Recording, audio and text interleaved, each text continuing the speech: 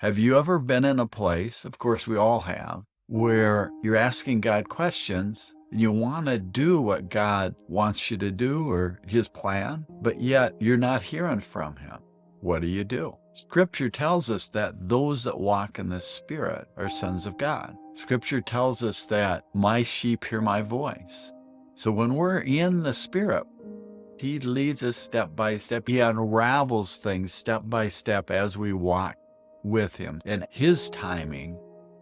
But let's talk about the times that maybe we aren't hearing his voice. Why aren't we hearing from God? What is actually going on? Well, when I'm in the flesh, I don't necessarily hear from God.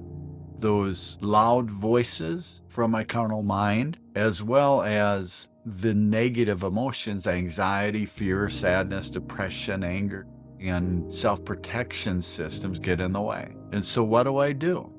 Let's say I'm trying to make a decision. I think, God, you want me to do this trip, or I think you want me to quit my job, or I think you want me to take this other job. I mean, there's all kinds of different questions that we could have.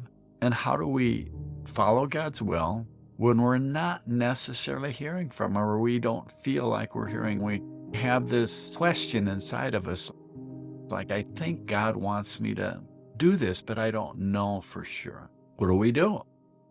Well, first off, I think that when those things happen, lots of times it's because we're in the flesh and not the Spirit.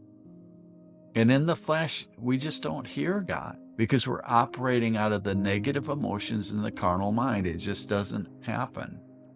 But there is a way that we can hear from God even if we're in the flesh. Now, I'm not talking about hearing God through creation. I'm talking about actually hearing him through our spirit. And if we're walking in the Spirit, we will hear God. He will actually communicate with us step by step as we walk with him and as he unravels and as he brings forth his will in our life and as we connect with him. Our heart is in that place of thy will be done. But in the flesh, when the carnal mind is in the way and all those negative emotions, but yet we're still saying that we want to follow the will of God, there is a way to know where God is. How do we do that? Well, let me tell you, there's a tool that God has given us called the pushes and pulls. And here's how it works. God never pushes and he never pulls. What does that mean? Well, God will not manipulate our decisions and our will. One of the things that God has given us is free will. And because he's given us free will, he just will not manipulate our will. He wants us to make the decision on our own free will. And so he's not going to push us into it, and he's not going to pull us into it. He'll draw us with his love, but he won't push us or he won't pull us. We know that if we're going to be pushed or pulled into a decision by negative emotions or feelings, that it's not God. So we also know that he's at enmity with our flesh. Whatever direction our flesh wants to take us, almost always he's the opposite direction.